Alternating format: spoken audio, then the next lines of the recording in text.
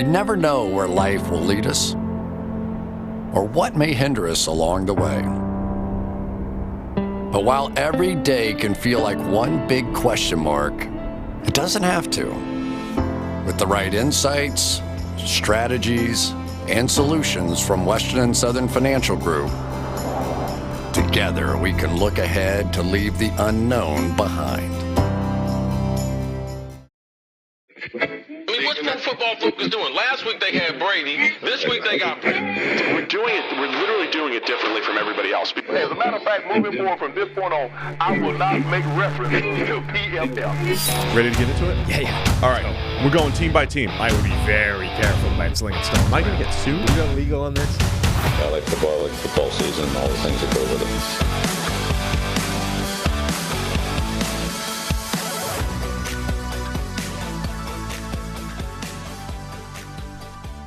Welcome into the PFF NFL Podcast. Steve Palazzolo, Sam Monson. We are here previewing all things Week 7 in the NFL. Live here on YouTube, sipping our coffee and just having a good old time. Yeah, the machine worked. It's great. Didn't have to descale it or anything. Yeah, the thing just rinses on its own. We get this locked-in coffee machine over here at the office. It's hit or miss. Yeah, as far as functionality goes. When it works, when you don't have to do 7 things to get the coffee, it's good. Also, by the way, it's ready to be decreased. So if someone upstairs is listening, if you could just go ahead and decrease that. That's a joke, by the way. Somebody got offended one time about me doing stuff like that. So yeah.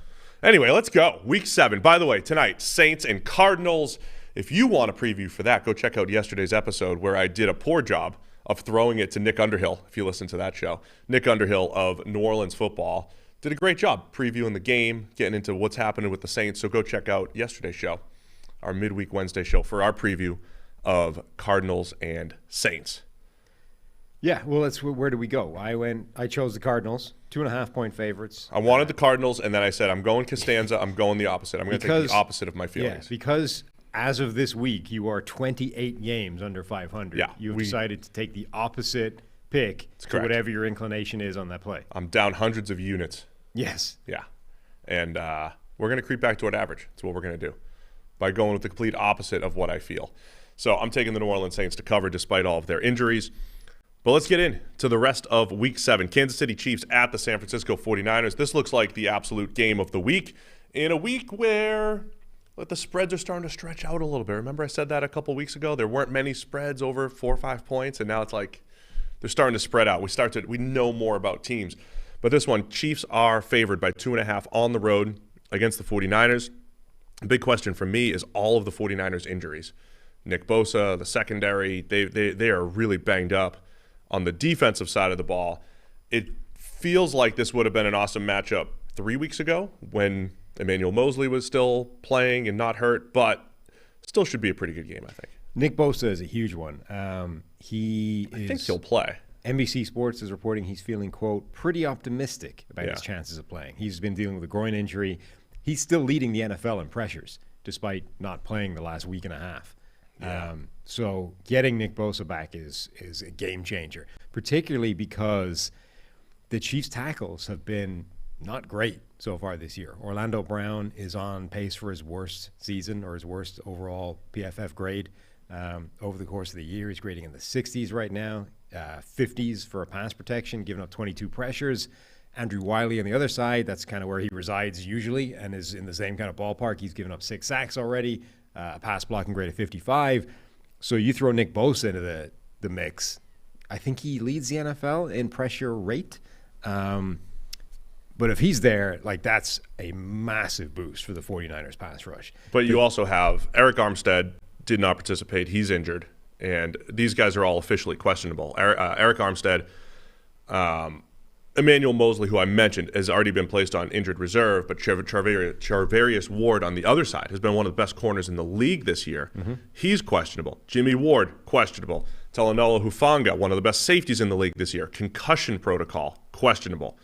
And your guy Drake Jackson, the rookie explosive edge rusher, also questionable. Samson Ebukam, so that's 3 edge defenders. Yeah. All questionable. And I want to see this full Niners squad go up against this Chiefs offense, man. Yeah, and even if all their edge rushers minus Bosa were out there, the drop-off between Bosa and the next best guy is colossal.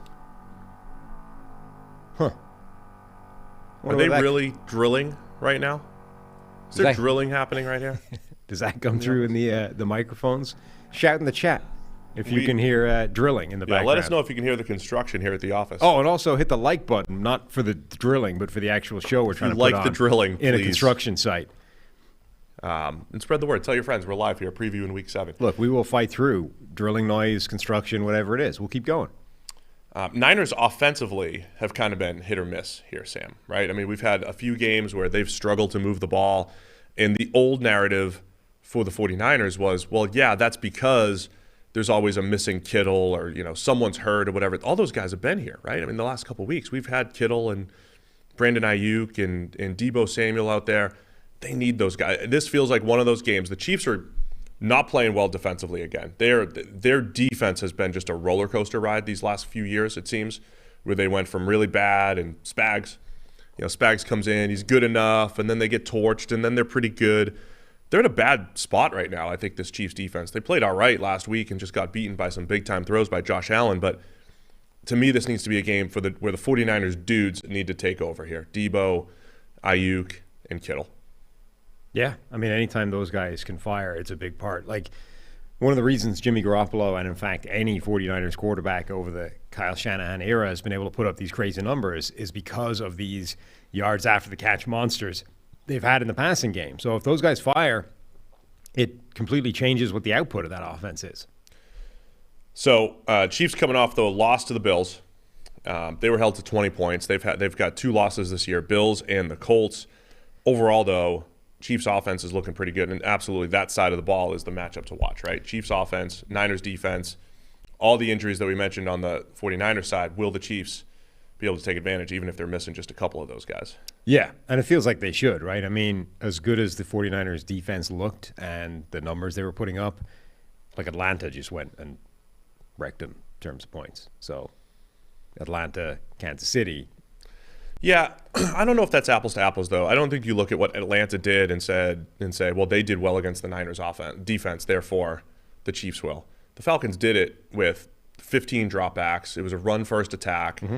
It was a lot of, not so much trickeration, but you've got some play action in there, and it's just a completely different offense. Can we get somebody to stop the construction, please? I'm just kidding. Yeah, there you go. But seriously. Yeah, there you go. Stopped, yeah. Well done. They usually check with us.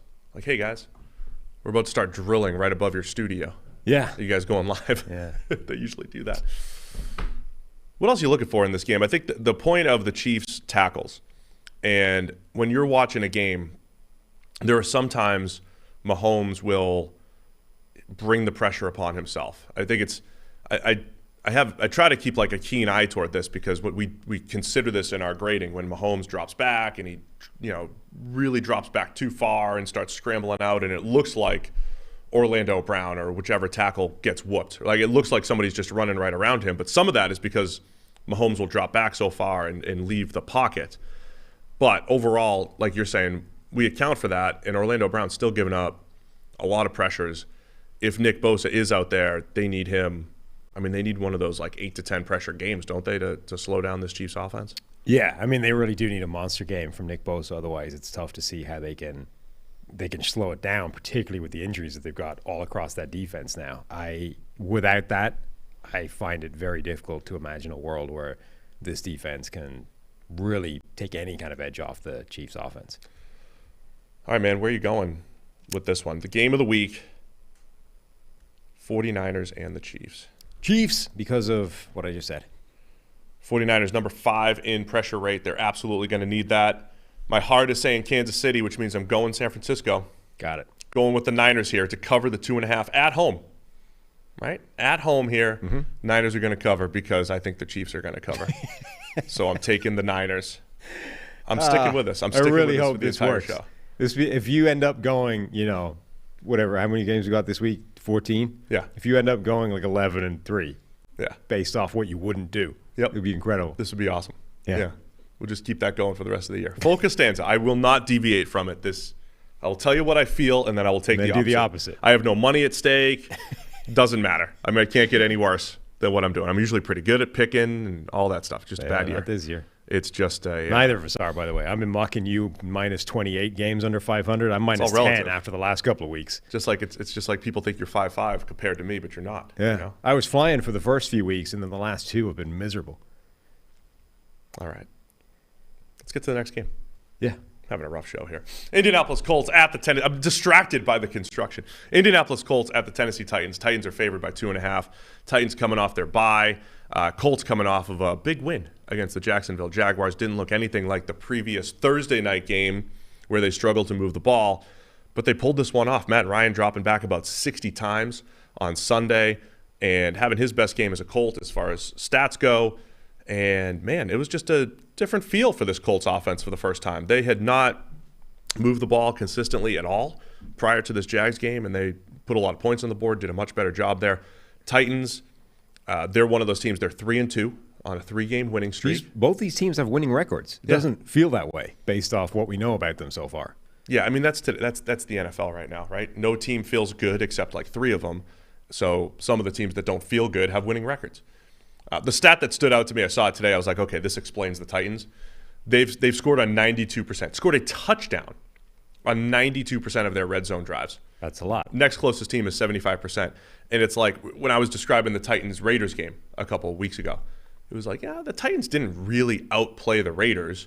They scored in the red zone, the Raiders didn't, and that was it. And those things are tough to sustain, but I think that describes the Titans. They are taking advantage of those opportunities in the red zone. They haven't had many of them, but they're scoring when they get there, and just another variable team just kind of doing the little things to win so far.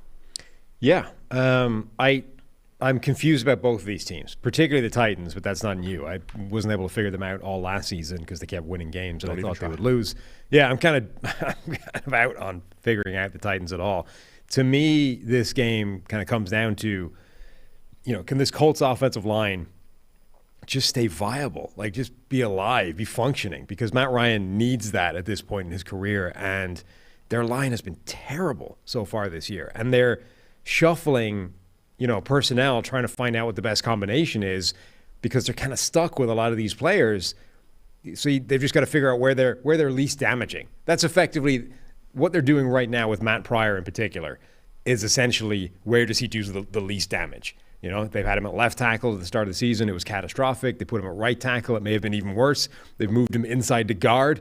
It honestly might be even worse at guard, but at least putting him at guard means you can play Braden Smith at right tackle, where he's been a good right tackle. So it's probably a net win across the board. But you've got the rookie Bernard Ryman at left tackle, hasn't looked great early. It's like 100 snaps in, so TBD.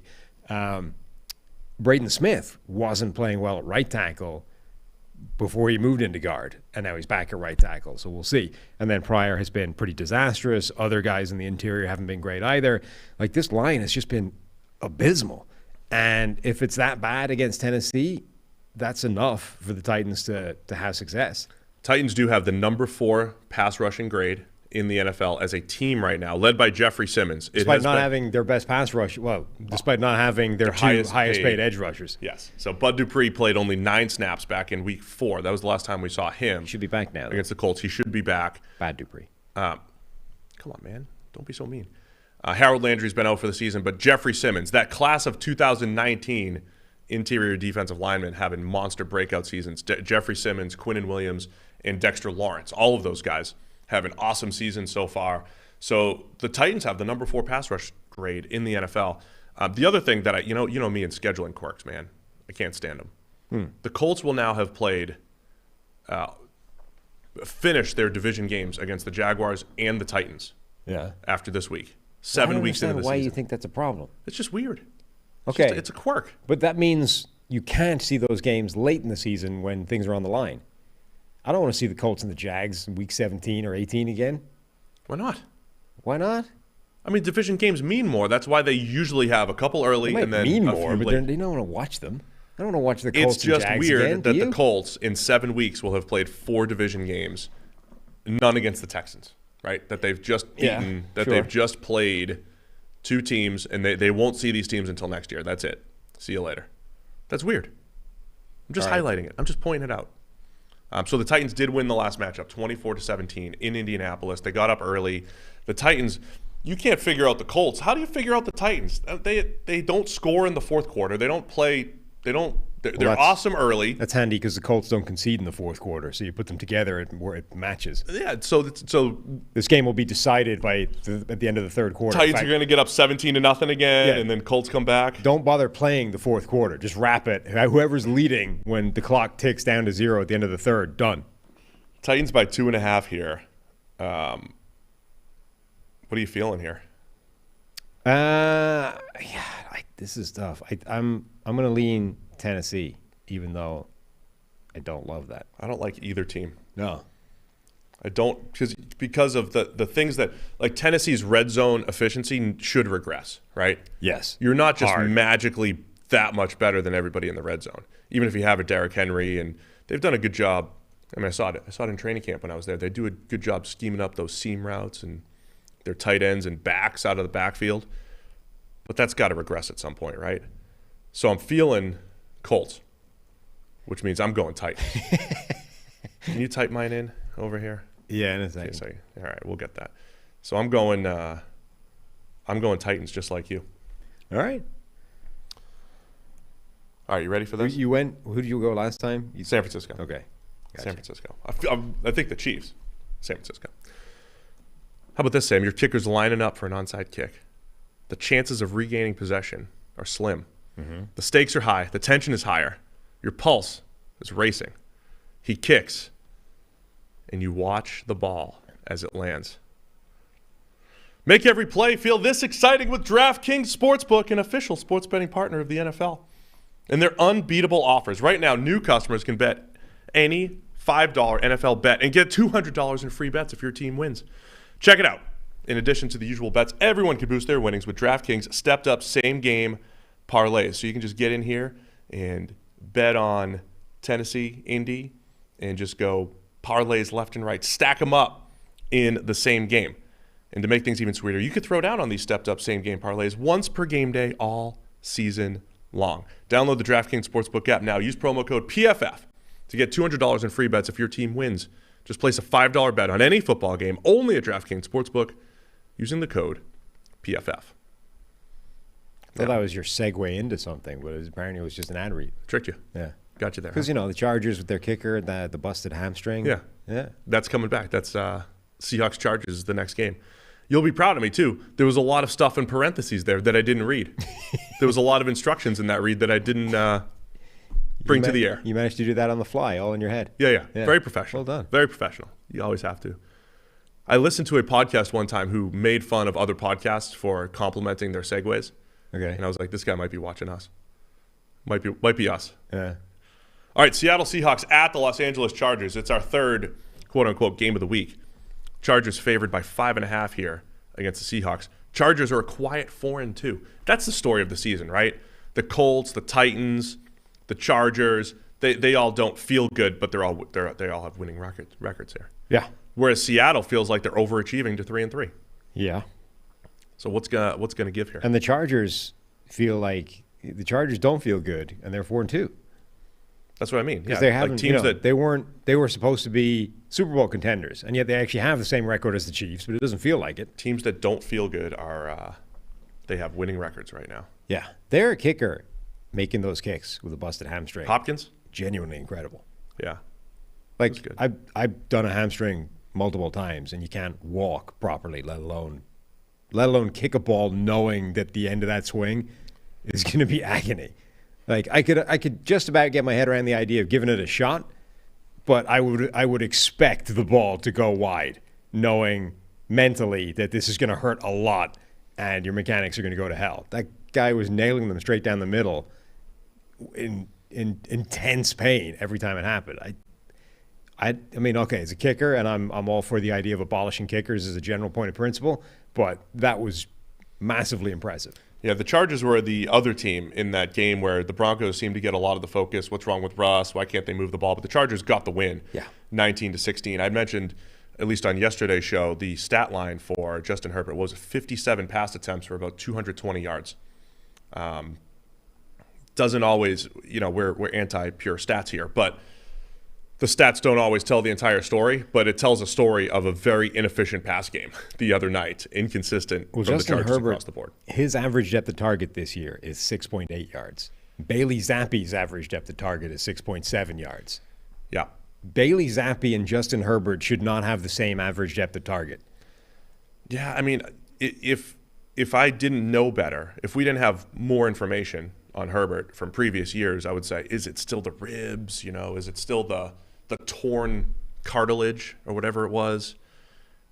But yeah, they're not throwing the ball down the field at all. Shortest average depth of target, he's sixth lowest.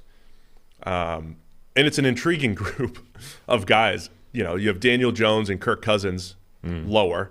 Cousins kind of makes sense. He kind of has that reputation. But Matthew Stafford has the third lowest, which just mostly coincides with the offensive line and just they're getting rid of the ball and teams are taking away their deep ball. Matt Ryan, Bailey Zappi, as you mentioned, and then Herbert. But we always describe Herbert as this big-armed dude who's going to flip the field and he's got great carry on the ball. They need to tap into his aggressive. They have to be more aggressive with Herbert. Yeah, schematically. Again, he's not quite, but he's one of the best quarterbacks in the NFL in turnover-worthy play rate, which again, that's great. A quarterback not putting the ball in harm's way is a good thing. Don't for a minute say that it isn't.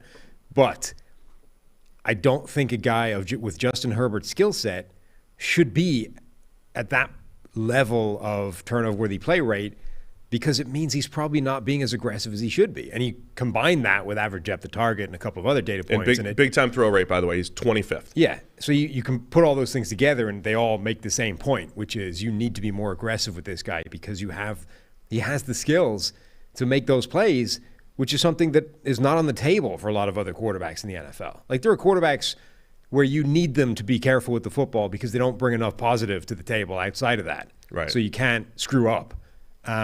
But Herbert brings plenty of positive to the table if you tap into it. So stop bottling him up and making him play this like hyper-conservative game manager style of game. I will say, so there, on one hand, it's like, hey, let's be more aggressive. On the other hand, the other night felt like if Herbert put that game on tape in his second or third game in the NFL, I would say, hey, that kind of makes sense. We saw some of that at Oregon. The reason why I think people were lower on Herbert than they should have, obviously, was because he was inconsistent at Oregon. And there was this conservative offense that really didn't do him any favors, and his accuracy wasn't great, and he didn't have the best late-game awareness, right? Throwing the ball. He had plays the other night. He's throwing the ball. When he did try to throw deep, just throwing the ball straight out of bounds, either missing by a bunch or whatever it was. This was one of the first games I think I watched Herbert and said, this kind of matched the Oregon scouting report. Not that he was bad or anything like that. It was just off. And, we've said that. Remember we said that about Mahomes before, where it's like, oh, this was like a Texas Tech game. You don't see it every week, but it was just this highly volatile, put the ball in harm's way, like every now and again. That's just what it felt like from Herbert. I think he's fine. I think he'll bounce back. And I know Keenan Allen's not there, and they've had all these injuries and the whole deal, but they got to find a way to get him to be a little bit more aggressive throwing the ball down the field. So, yeah, you've got Herbert and the Chargers on one side, and then our number 2 graded quarterback, Geno Smith. Now, he's coming off of probably his worst game of the season. It was quiet because they won. But Geno had some of those plays where a little late, accuracy was off, the type of pre-2022 Geno Smith type of games. So is he going to revert back? Is he turning into a pumpkin? Or is it just a one-game anomaly where he'll bounce back here? Yeah, I mean, even with struggling as a passer last game, he got almost 50 yards on the ground. Like, he can add that element is important as well. But it was the first game of the season where he didn't have a big-time throw, which is notable. The previous 3 games, he had multiple big-time throws. The game directly before that, he had 5. So, yeah, that was the first game that wasn't great from Geno. But, that's going to happen. Nobody plays at that kind of level every single week. Josh Allen has a relatively average game, and he's the number 1 graded quarterback in the league. So I don't think that's necessarily in fact, I don't think it is the first sign of, hey, Geno, this thing is about to evaporate, and we're going to go back to being Geno, the backup quarterback, and the guy that flashes every now and again but doesn't have a great overall level. I think this was just a not great game for him. So I think he bounces back this week. Like, the Chargers defense, it's fine, but it's not overwhelming. It's not suffocating. There's no reason Geno and that offense can't have a good game. Reasons why Seattle's offense could regress a little bit. Geno leading the league in completion percentage, but 5th in adjusted completion percentage, in part because he's got the 2nd lowest drop rate so far this year. So Seattle's doing a good job catching the ball. It looks like Tyler Lockett is banged up a little bit. Could be a little bit challenging if that's the case. Yeah, Geno Smith and Bailey Zappi have suffered from the same number of dropped passes. Yeah, there you go. Yeah. Zappi's played 2 games. Right. So they're doing a good job there. DK Metcalf, he's been a problem. My feeling, ready? My feeling is you have to take Seattle. So you're going to go with... You have to take Seattle. 5.5 is a monster number for a Seattle Seahawks team that always plays close games. Yeah. A Chargers team that always seems to play close games, right? It doesn't make sense to take the Chargers at 5.5. Mm-hmm. So I'm taking the Chargers. Yep. Because there's no way I would absolutely take Seattle in this game. Perfect. I'm going to take the Seahawks. Yeah, for the reasons that I probably laid out there, right? Uh-huh. You know, like it's gonna be a good close game. If there's a get right game for Herbert though, to bounce back and feel good, it should be this one, right? Seattle's defense, as long as you don't throw it Tariq Woolen. Yeah, I mean, so Seattle's defense is actually pretty bad, but they've been hiding it a little bit with turnovers, which we know are sort of fluky and transient and come and go. They've had a lot of them recently. Woolen on his own has had 4 in 4 games. 5, actually, if you count the fumble recovery, right? Yes. So if that evaporates all of a sudden, the defense looks a lot worse. Woolen and Mike Williams, head-to-head. Could be a nice little contested catch battle. I want to see, like, a stream. I would pay money for, like, a premium stream that's just DK Metcalf, Tariq Woolen, one-on-one practice footage. Oh, man, yeah. That'd be special. We've talked about Woolen a lot here, right? I talk about him on Seattle radio a lot, but never seen somebody his size and speed. Yeah. In length. We've literally never seen it. And I honestly thought it would take him a year or two before he figured it out, if he did. And I'm not saying that he's completely there, but man, very encouraging after 6 weeks how Woolen has progressed here. Looks awesome. So keep an eye on that matchup. Tariq Woolen and Mike Williams. I'm taking the Chargers, obviously, to cover the 5.5. Obviously. Cleveland Browns at the Baltimore Ravens. Ravens favored by 6.5 here. Did you see the stat about the Ravens through 6 weeks here? No. Only team in history to hold at least a 10-point lead in every game and have 3 losses through 6 weeks. What do you do with that? I mean, they've blown multiple 17-point leads, right? Yes. And then another 10-point Last lead. week, a 10-point lead against the Giants. Yeah, I don't know. I didn't know what to do with it when it was just the 7. Sam sitting here just saying, I'm confused. Yeah. Right? By the Titans, by the Colts, by the Chargers. Here's one more thing to confuse you, right? The old narrative on the Ravens was like, oh, they're a run-first team. They can't play from behind. They can't play catch-up football. They can't play in a pass-first game. Well, if you said, who's better equipped in the NFL to hold a 10-point lead, you would say it's probably the team that has the most rushing yards over the last 4 years, the Ravens. And they're terrible at it. Yeah. I still tend to think that the side of the coin I come down on is it's more important to build those leads in the first place than it is to be throwing them away. Like, I think that's like at some point you'll stumble into holding one. Yeah, I think that's the more instructive part of the narrative there, which is you're getting into that position in the first place repeatedly. It's like, you know, a striker in soccer that's going through a lean period of scoring goals, but is creating a ton of chances, right? Does that guy just suck? Or is it actually important that he's creating the shots in the first place and eventually he'll figure out how to put a few of them in the net?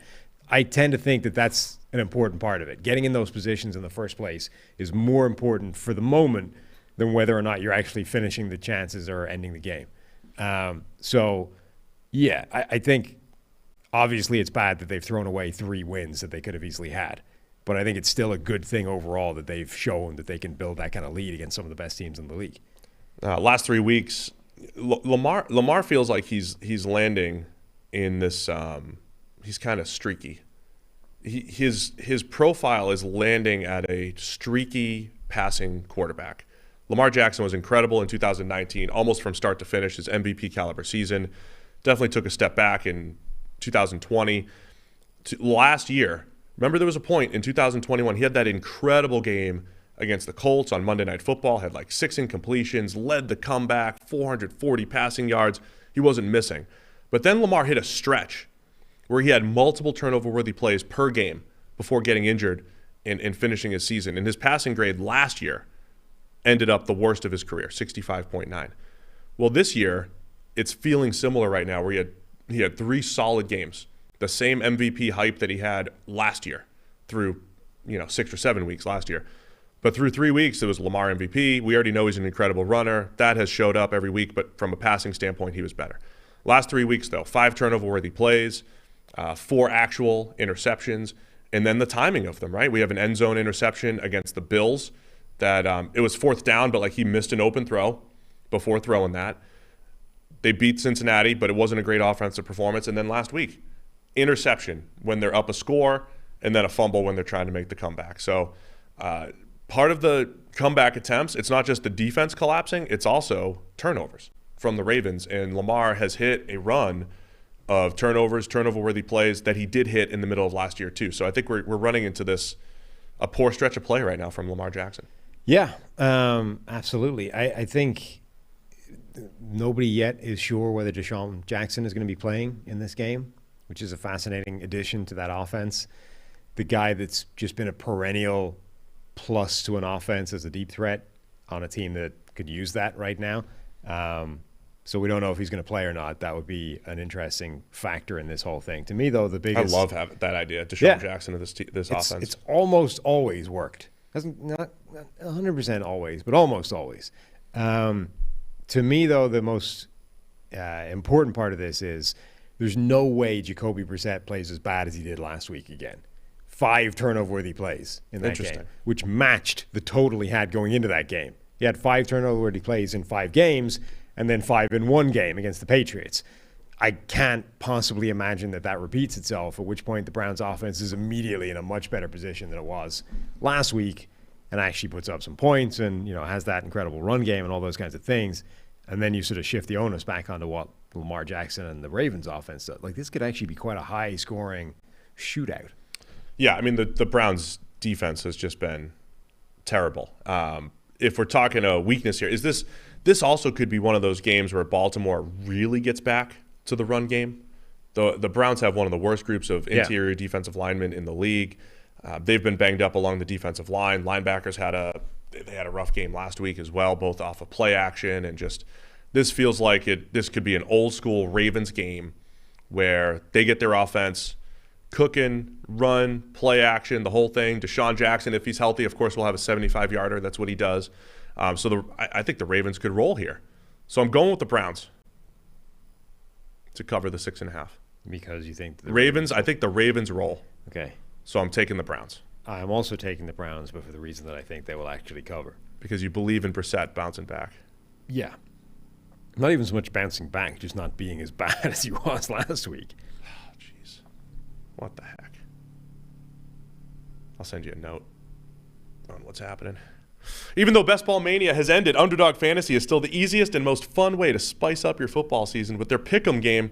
Just look at your favorite or least favorite player stats. Pick whether you think they'll end up with a higher or lower total than that number in this week's game. And you can win up to 20 times your money in a single night. Underdog keeps it super simple with their easy-to-use website and mobile apps. Pick between 2 and 5 players for your Pick'em entry. Get all your picks right, and you'll take home some cold, hard cash. It's simple to get started. Just head to UnderdogFantasy.com or download the app. Sign up with promo code PFF, and Underdog will double your first deposit up to $100. That's Underdog Fantasy, promo code PFF. Get in on the action today. All right, the next game, New York Giants at the Jacksonville Jaguars. The Jaguars are favored by 3 at home against the 5-1 Giants. Discuss. Okay. I will simply point out that evidently Vegas is as confident in the Giants as I have been. Yeah. Giants are 5-1. They're also apparently, they Steve and Sam are confused again. They forecast out, the betting line for the next game and all that kind of stuff. The Giants are currently projected to be underdogs against Seattle next week as well. Against Seattle? Yeah. Is that in London? No, I kept thinking this was in London. Jaguars and Broncos are in London next week, right? Sure. I think that's what it is. So, I was on John Schmeelk. I was on his podcast this week talking Giants, and Giants fans are excited, as they should be. It's 5-1, but just like the rest of the NFL, it's tough to explain. Our guy Tej Seth, he had a nice little article showing EPA per play league wide over the last couple of years. Passing is at its lowest in about 5 or 6 years, and rushing, I believe, is at its highest. But either way, it's the closest those two have been in a while, which kind of makes sense. Then you have a team like the Giants that is they're just lurking and making plays at the end, man. They're making plays at the end. They're number 1 in the NFL in unblocked quick pressure.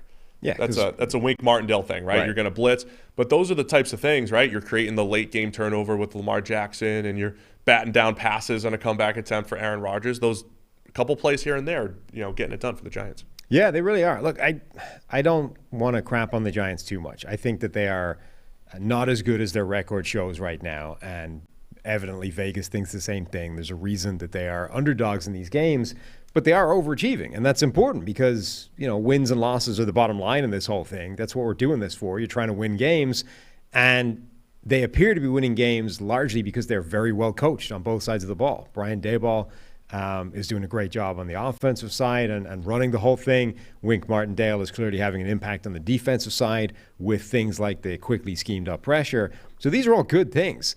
To me, the key in this game is that offensive line for the Giants is always like right on a knife edge of being catastrophic or just about workable.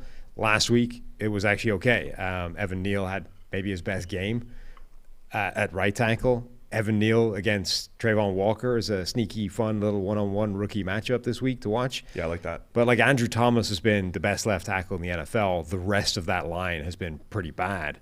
And, the Jags can bring pressure. So that's a big key to this game. If they can survive and keep that line just about functioning, then, they can beat Jacksonville. I mean, the other thing, too, is the Giants scheming it up in the red zone and getting rookie tight end Daniel Bellinger involved, just getting different people involved. Saquon Barkley having a really nice year running the ball. Can they just keep all that up? That's all a part of it as well. Julian Love is the guy that had that interception the other day against Lamar. He's having a nice season as potential year 4, I believe it is, breakout for him. And I mentioned the class of 2019 interior defensive lineman Dexter Lawrence having his best season so far, rushing the passer and getting after the quarterback. So now the other part you have is Trevor Lawrence against this blitz-heavy attack. I'm interested to see that. Lawrence has been remember I mentioned how weird his game was the other day? Of course, there was one of those stats. It was like the only time in NFL history that it had happened where he had, I think it was something like more touchdowns than completions, more touchdowns than incompletions and lost. And there was a couple other criteria in there. But he had 3 touchdowns, 2 incompletions, 4 sacks, and they lost. So, yeah. What do you do with that this week? How's Lawrence going to handle this Giants squad? Yeah, so against the blitz this season, he hasn't actually been blitzed that much, 22% of the time. That's going to at least double this week, I would imagine. He's got 2 touchdowns, 2 interceptions, 6.3 yards per attempt, high adjusted completion rate, below average passer rating. He is better when he's not blitzed, but it's not night and day. This isn't one of those things where there's a giant, stark difference between when a guy is or isn't blitzed. He's kind of in the middle, which is ultimately where he's been so far. There's some nice things there, but it's not consistent one way or the other. The Giants, though, are going to send the house consistently and not just stress Trevor Lawrence's ability to diagnose it all and figure out where he's got to go with the ball, but stress that offensive line's ability to, 1, get the correct protection calls consistently, Trevor Lawrence, the offensive line in tandem, and 2, the thing that the constant blitzing and the volume of the blitzing does is make it really difficult for any offensive lineman to get help, So if you have a weak link in the offensive line, a lot of the time you'll hear us say it's not that hard to cover up one bad player on the offensive line. You give them help. You get tight ends. You get chip blocks from the running backs. You do all these things. You can't really do much of it if they're blitzing all the time because they're sending extra bodies, and the guys that you would have dedicated to the weak link on the offensive line are busy. They have their own problem to deal with. So that guy all of a sudden is one-on-one all the time. And if he's that weaker link, he's just going to lose, and you're just going to get a consistent source of pressure all the way through. So that's the sort of danger element to this whole Giants blitz scheme. Now, the Jags offensive line, if they have a really weak link, it's right up the middle in the center, Luke Fortner. But it's actually okay in terms of pass blocking. They've been better. They've definitely been better this year. It's not great as a run blocking unit, which is less of a concern. But in terms of pass protection against the blitz, it hasn't been bad. Now, where that changes a little bit is the peripheral players that you're talking about in terms of offering help, tight ends, running backs. Those guys haven't been great. So all of a sudden, those guys are going to have to deal with actual blitz pressure one-on-one and hold up. Yeah, man. The Jags, another team that's tough to figure out because as soon as you started to get excited about them, hey, they're scheming it up, they're tapping into Lawrence's ability, and they have done a good job, by the way, I think, of getting their playmakers into space, and it's an intriguing offense with the speed that they have at running back, even though you thought ETN looked slow the other day. He didn't have that break. He didn't break away. Didn't break away, but they do have some speed at running back. They've got a Christian Kirk who's a good athletic player. But I mentioned on Monday's show, they are missing. Like we're going to get into this offseason, and we're going to say they need a true X receiver. Like they need a true Allen Robinson. Like when Allen Robinson hit free agency, that type of player. And I don't know how they're going to do it financially, but they are kind of missing that. So you are relying on getting these guys into space. Marvin Jones, questionable again this week. So see what they can do. I think I would lean. Where would I lean? If I was really picking this game, I would say Giants as underdogs. Or they're going to keep it close. They're keeping every game close. They'll keep it close. So I'll say the Jags are going to win and cover here. Okay. I would never take the Jags to cover. I will pick the Giants to cover. My 7-year-old, every now and again, he's start really getting into this stuff right now. And every now and again, he'll be like, Daddy, remember when the Jaguars beat the Bills last year at home? That was crazy. And I'm like, yeah, that was crazy, son. That was the Jags won 9-6 at home. Yeah. Any given week, we're going to get that Jags team. Someday we're going to look back and say, Urban Meyer's Jaguars beat Josh Allen and the Bills 9-6. We're going to remember that. Mm-hmm. Just like my 7-year-old. PFF NFL Podcast is brought to you by Western and Southern. In a Google Doc that's screwing me up again. This thing's rough. Western and Southern Financial Group. While you focus on your roster moves, Western and Southern helps advance your money moves. Buying your first home, planning to start a family, wondering how to make your money grow. Western and Southern's playbook of life insurance, investment, and retirement solutions helps you rest assured on game day. Team up to understand needs and address goals with a game plan built just for you. Get started at westernsouthern.com/PFF. Green Bay Packers at the Washington Commanders. Carson Wentz is out for a few weeks now, broken finger. So we had Taylor Heineke going up against Aaron Rodgers. The Packers favored by 4.5 here on the road. Matt LaFleur has never lost 3 straight games as the Packers head coach, but they got a 2-game losing streak here heading into Washington. Have you seen the latest news that Green Bay, apparently their pegged solution for wide receiver is Chase Claypool? Oh, really? Yeah. They're going to trade for him? That seems to be the plan. Obviously, that's what would happen. Yeah. I kind of like that. Claypool upped his stock last week just by making 2 catches. Michael Balco reports that the Packers are reportedly all in on current Steelers receiver Chase Claypool and will attempt to trade for him before the deadline. I like that fit. What do you think? That's not. What do you make of Claypool? Claypool is one of those guys that is immensely physically talented but wildly inconsistent. And, there's a reason that he slipped as far as he did in the draft with that physical tool set. So you have him and Christian Watson. You've got a lot of similar style players. Yeah. So I'm just the Green Bay's problem right now is they have no elite number one that you can rely on consistently winning one-on-ones all the time. Claypool. That's a lot of offenses issues. Right, but Claypool doesn't fix that, would be my problem. He just adds to your stable of guys that are intriguing that can't consistently win one-on-one. Is that helpful? Not really. Yeah, it is. It is. Because when you're not... Yeah, but it doesn't solve their issue, I think, which is... who does? Who's available? Somebody better than Chase Claypool. Who is available? Who's better than Chase Claypool that's available here to trade that? Are you going to trade for Terry McLaurin? If you're looking for one move to try and fix it, I would be way more interested in holding station and trying to convince OBJ to join the team than I would be in trading something for Chase Claypool. If you're going to trade, OBJ just tore his ACL in February. He's still going to be better. OBJ in December and January will still be a better option for you than Chase Claypool, even coming back off his gimpy knee. If you're talking about trade strictly, I mean, I would absolutely be trying to prize DJ Moore from the Panthers before I went anywhere near Chase Claypool. Like, if you're sort of saying, well, this is Moore's the guy. Got a lot. I mean, Moore's already been paid. Sure. So, yeah, That's it's going to cost more, but it's also potentially, I mean, it's going to cost more because it's better. You know, a lot of times things cost more when they're better. That's the whole point of it. You pay more because the thing is more valuable in the first place. Green Bay is in a position where they actually need quite a large amount of value being added to that wide receiver room, and Claypool doesn't do that. I think it makes them better enough, and it takes a little pressure off the rookies. Better enough. Yes, it takes pressure because I still believe in Romeo Doubs. There's halfway through the season or so, Romeo Doubs can be this high volume possession receiver, where if they don't have to treat him like Devontae Adams, if they don't make him have to make him the number one, they're going to be okay. So I think Claypool at least allows that. So anyway, I think anything's an upgrade, to be honest. Throwing volume at the situation is an upgrade over doing nothing. And it might not be as good as DJ Moore, but I think that the contract situation with Moore is going to be a challenging one to get him in there. So anyway, they're favored by 4.5 here against the Commanders.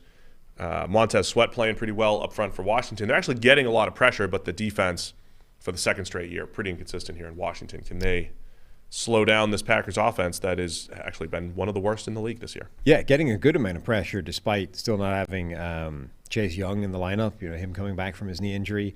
They're one of the higher teams in the league in pressure rate. Green Bay, on the other hand, is 25th in scoring drive percentage. This offense just is not functioning right now. They are another team that's identified a weak link in the offensive line and is probably shuffling. Royce Newman at right guard has been pretty terrible. The problem with, like, I saw somebody tweet, like, basically a low-light reel of Royce Freeman being bad. And they were sort of raised the question, well, how can you not bench this guy? Like, well, have you asked what's behind him? I guess that's always the question. It's like, yeah. Royce Newman. Sorry, Royce Newman. Yeah. It's like, yes, agreed, this is terrible, but you have to ask, is it better? What's behind him on the depth chart? And that's not always a slam dunk. Now, sometimes you have to say, look, who the hell cares? Like, we got to give it a shot because this is genuinely unworkable. But so far, anybody else that's been asked to play right guard has been bad. Like, Jake Hansen is the only other guy that's taken right guard snaps for them. Now, they've struggled on the interior, there's no doubt. Tackles have been solid, but, I mean, they're starting tackles when they're out there. I mean, getting David Bakhtiari back is huge. Yep. And the two teams that David Bakhtiari has come back and Ronnie Stanley has come back basically at the same time from significant injuries that have kept them out a long time. Those are arguably number one and number two in pass blocking in the NFL when they're at their peak, both those guys. And so far, they both appear to be coming back fairly close to their peaks. I mean, Ronnie Stanley hasn't given up a pressure yet since he's come back. David Bakhtiari has given up 4 pressures in 4 games, albeit rotating in with a couple of those.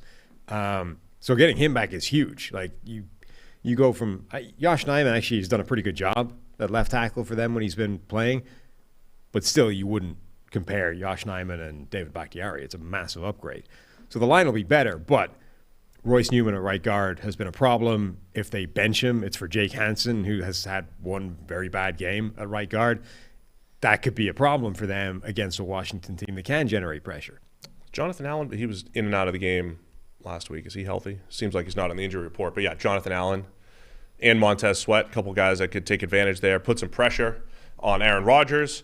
But can the Commanders do enough offensively? The Packers' defense has been disappointing so far. And I think disappointing might not be the right term. It's just really up and down, isn't it? It's some big runs. They've just given up some big chunk plays at bad times. Yeah, I think it's the right term. Remember, but overall, like, they've been solid. Like, overall, they have been pretty good in the pass game. But they got run all over by New England. They gave up a couple explosive plays against the Giants. And then last week, you have Breece Hall weaving through the defense on the little wing end-around move. It's not it's a few plays here and there, I think, for the Packers, but disappointing. But remember where half. where the narrative was around this defense coming into the season. People were saying this might be the best defense Rodgers has ever played. Jair Alexander on Garrett Wilson all game and said, "Yeah, gonna have to go somewhere else." They didn't. They kept targeting Garrett Wilson, but they didn't go well. Yeah, the Packers have the third lowest run defense grade in the league. So my question is, can Washington actually take advantage of that? They did have a little spark. Taylor Heineke time. Heineke is a runner. But you've Brian Robinson coming back from the gunshot wound in the preseason. Wounds. Robinson looked pretty good the other night. Did break, get into the end zone and the whole thing. That's what the Commanders were going to need to do, I think, is take advantage of leaky run defense from the Packers. I don't know if they can do it, though. So I would absolutely take the Packers to cover this, which means I'm taking Washington as the home underdogs, getting 4.5 points. Yeah, unless Taylor Heineke has another one of those games, like the Tampa Bay playoff game, it feels tough to see how they can hang a ton of points on Green Bay. Their hope is the Packers' offense still doesn't fire. They keep it low scoring, and they can cover that way. No House Advantage is changing the game by offering the most dynamic fantasy sports platform available today. Play in pick'em contests versus other people for the shot at winning $250,000 in cash. Download the app, choose a contest, select your player props, earn points for correct picks, and climb the leaderboard for your shot to win big money every day. You can also test your skills versus the house in 20 times your entry if you hit on all your picks. Bet on up to 5 player prop over-unders or individual player matchups across every major sports league, including NFL, NBA, MLB, PGA, MMA, and NASCAR. So sign up now. Use the promo code PFF NFL at nohouseadvantage.com or download the app on the App Store to get a first deposit match up to $25. Make sure to check out No House Advantage today and experience daily fantasy sports redefined, because it's not just how you play, but also where you play. You don't want to miss out on this one. All right, so you took Green Bay? Yep. I'm taking Washington. Total opposite. Let me type that in. I got those keys. Those keys work on my keyboard. Perfect. Getting it fixed today. Keyboard's going to be fixed today. Brand new. I've never related to an NFL head coach more. Is he friend of the show? Have we had Pat Leonard on here, or just in the building? In the building. Okay, friend of the company, friend of the building. Friend of the building, Pat Leonard, Giants reporter, tried to essentially shame Brian Daboll. Brian Daboll, in black in this picture, born in Canada and raised in upstate New York, rocking a winter hat in 56-degree weather. Oof. He says, when you don't have any hair, it's necessary, which is 100% true. The cold dynamic changes when you're bald. And non-bald people, you with your hair and whatever else is that is, like... I wait for frigid temperatures to rock the winter hat. You people don't understand how cold it gets when you don't have hair. And even, you might think you don't have much hair, if you're balding and you've sort of shaved it down, it's thinning, and, but you still got hair there. Just that is a seismic difference to shaving it bald. Like, when you have no hair in your head, that head freezes instantly. I thought Daboll was just going full millennial, because you can rock a winter hat in summer and get away with it. I can weather the cold, but I need a hat in the head. Like, if I have a hat in my head, I can wear shorts and a T-shirt, but I need that. I need the hat. And people that have hair don't understand that. Look at you. Basically, Brian, we can get Daboll on the show. You guys could talk about baldness. I'm just learning a whole new, world of experiences now that I don't have any hair. You should reach out, see if he's got any other... I've learned the Velcro thing. I've learned the freezing thing. There's a whole bunch of things that you haired people never have to think about. You think Daboll's ever had Velcroed oh, definitely. Hoodie, sweatshirt all over his head? He knows now. He's been around the block with the But he wouldn't do that in a press conference or anything. Well, no, because he knows now. Like, I'm not going to do it again because I understand what happens. Can we get Daboll on the line so Sam can learn how to be bald a little bit better? All right, New York Jets, the other New York team. New York Jets. At the Denver Broncos. Broncos favored by 1.5. More disrespect for the New York teams. More disrespect. So this is one of those games/bets where the PFF data really likes Denver. I think it's one of the bets of the week on the app, the PFF app, which you should go download right now and see the bets of the week. And it's like it's not going to feel good betting into Denver at the moment, given what we're seeing from them. Like, it's wretched, it's miserable. Everybody feels bad. It might be going south in a hurry, but they're fundamentally still not a bad team. Like, the defense is really good.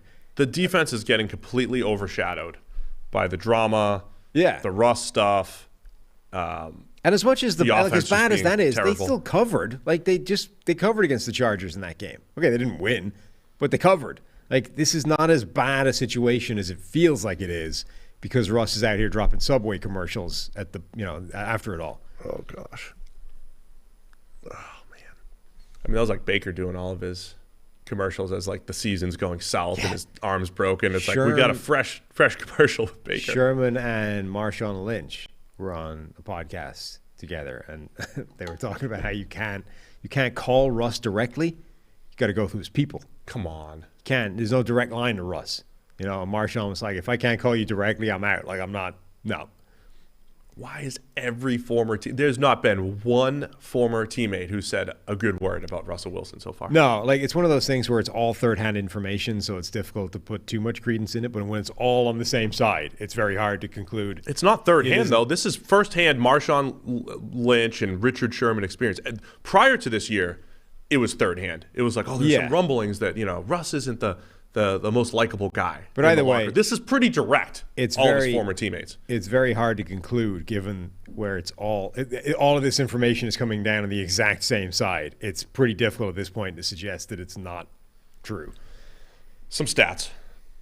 Broncos second lowest in points for, fourth best in points against.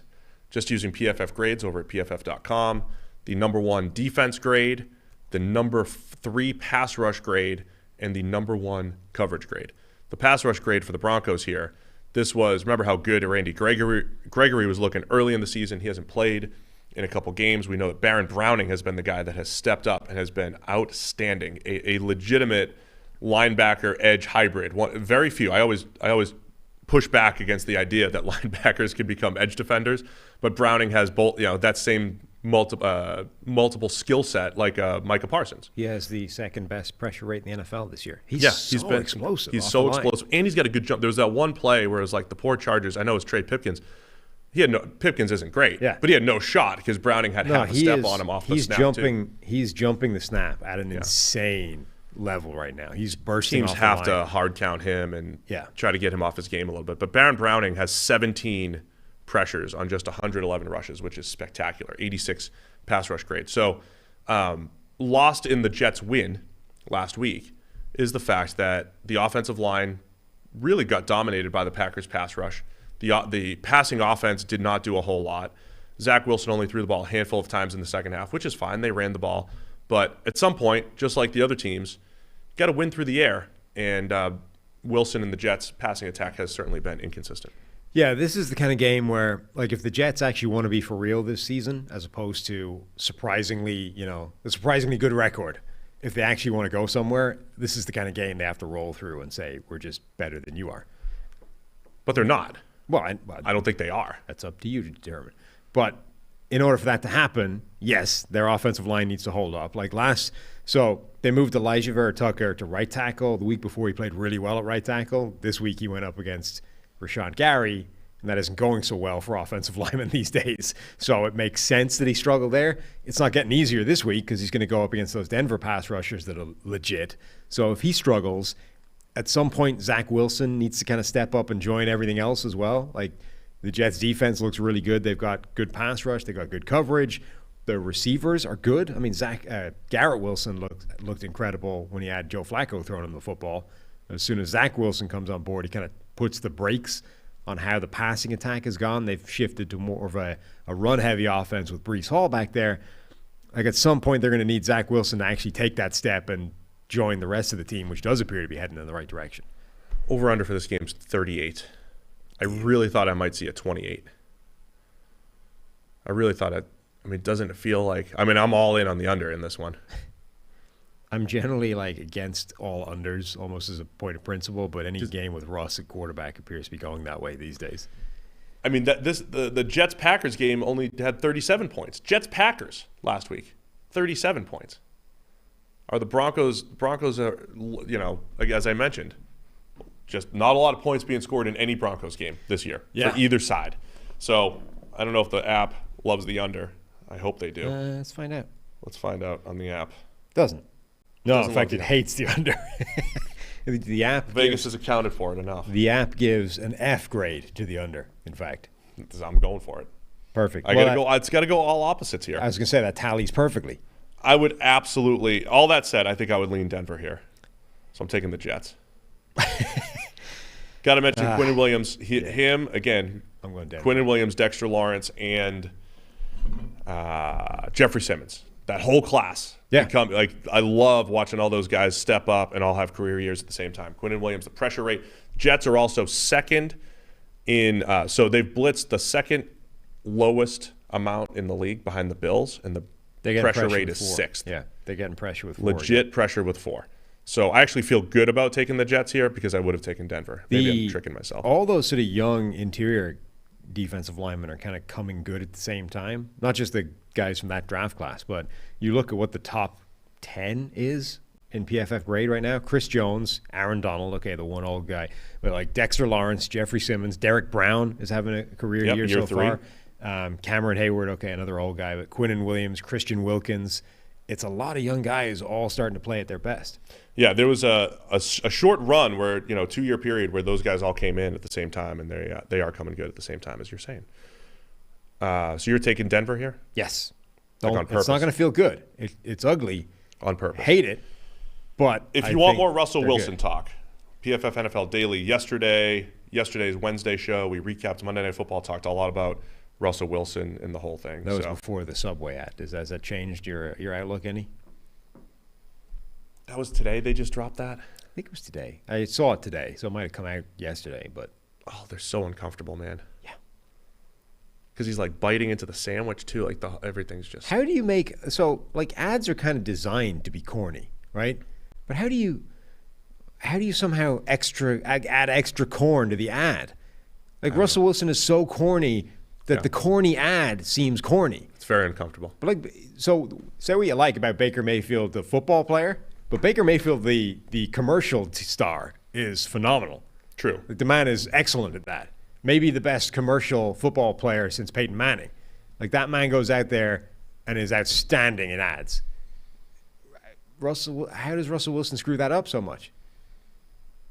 It could salvage, it could salvage him right now. The entire Manning family is over here hawking Caesars and doing it like consummate pros, like the football royalty, nobility that they are. Maybe because and Russ is out here like with his blindfold and his sandwich. He's like, stop it. Maybe the acting coaches can't reach him. There's no direct line to Russ to get the acting coach to him. Yeah. His people are like, nah, Russ is good. Russ is supposed to show up for an hour of coaching. No, we got this. Nah, sorry, we got something else going on. He's working out. Steelers at Dolphins, Sunday Night Football. Dolphins favored by 7. Steelers coming off the huge upset win against the Tampa Bay Bucks. Miami should have Tua back. Is this right? Yep. Tua coming back off of one official concussion, perhaps 2. Yes. Chris Nowinski's not happy. Oh, he's not happy about Tua coming back right now? No. What's the issue now? Not enough time? Not enough time, and also, so Tua gave his first kind of official comments or press conference since the concussions and gave some information about who he talked to and what doctors had told him and stuff, and Nowinski took issue with seemingly everything he was told. So I don't know who he's been talking to or like what the information is, whether it's good or not. But so this is I'm not, for the sake of legal clarity, I would like to point out that I am not placing an evaluation on any of the medical professionals that Tua has spoken to over the last several weeks. I will, however, say that early in life, with 2 parents as doctors, you kind of assume that doctors are good, Not just like the morality and virtue, but like they know what they're doing. Because I happen to be around 2 that did.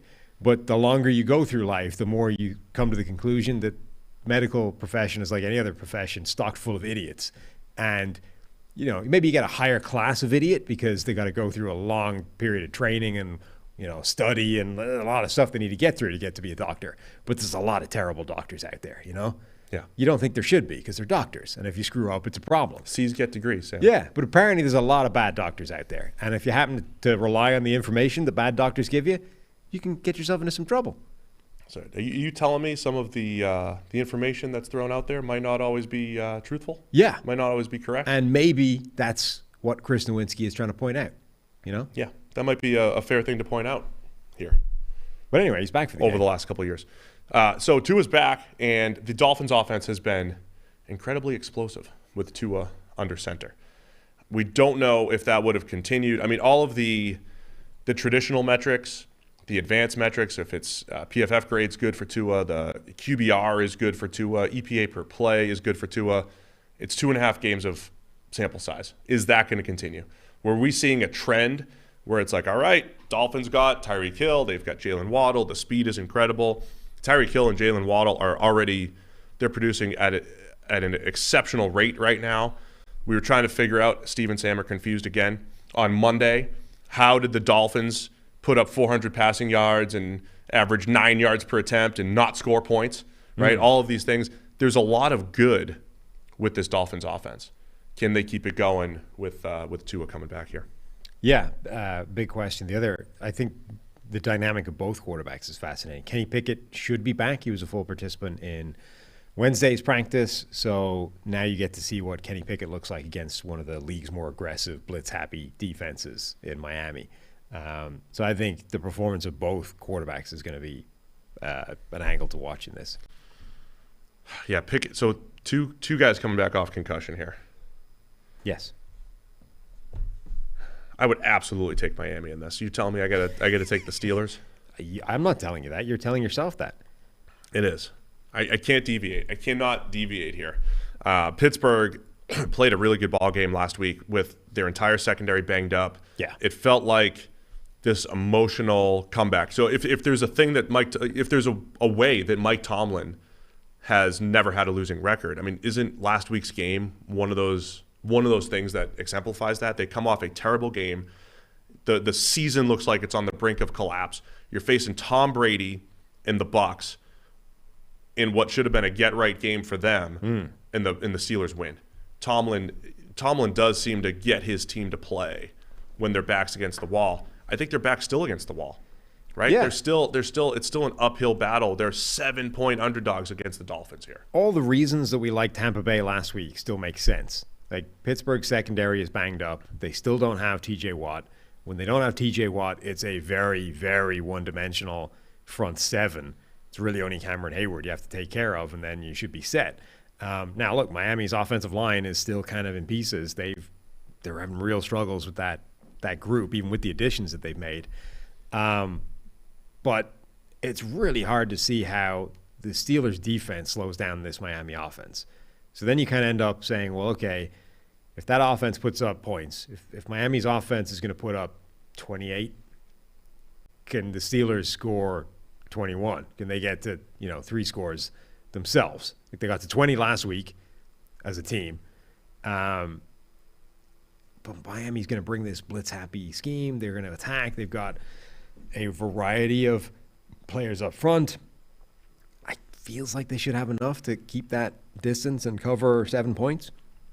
Yeah, I would take Miami to cover. I think I'd buy into their offense, and therefore you're going to take Pittsburgh. So I'm taking Pittsburgh here. Miami's been pretty inconsistent on the defensive side of the ball. They're not getting the same type of corner play that they've gotten in the past. Still love Javon Holland there at safety, but inconsistent up front too from a pass rushing standpoint. Jalen Phillips might be breaking out here in year 2, but again, it's inconsistent, as I'm saying. Teron Armstead at left tackle. I mean, the difference with him in there and not in there, we saw last week with Brandon Shell, with Craig Little. That's the other thing that we don't know. Like, if Tua was out there, would that have been as big of an issue? Yeah. Would that still have derailed their offense the last couple weeks? Because left tackle has been, I mean, it's one of the, if you just stacked up 2 weeks of pass protection at left tackle for the Dolphins against any other 2-week stretch in history, I haven't done it, but it's got to be among the worst that we've ever seen.